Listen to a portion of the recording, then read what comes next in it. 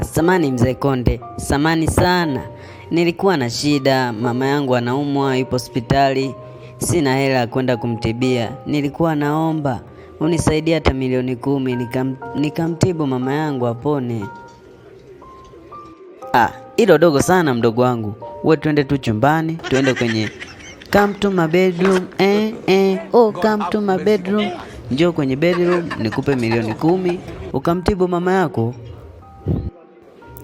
Mzee Konde, chumbani tena? Si unitumie kwenye kadi yangu ya benki, nitumie au kwenye namba yangu ya simu nitumie milioni 10, afu maisha mengine yataendelea.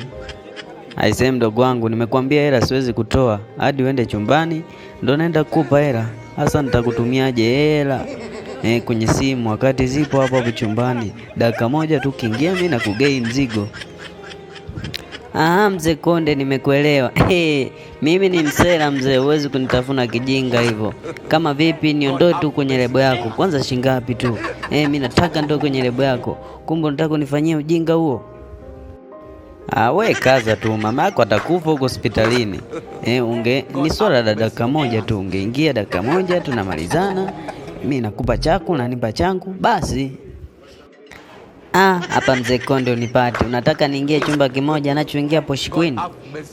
Anachoingia Kajala? Mimi unipate mzee. Mzee Konde sijisahau sana. Alafu mimi ni msela ujue. Alafu mimi mwenyewe nakuweza. Kwanza nimekwambia kwenye lebo yako nifute.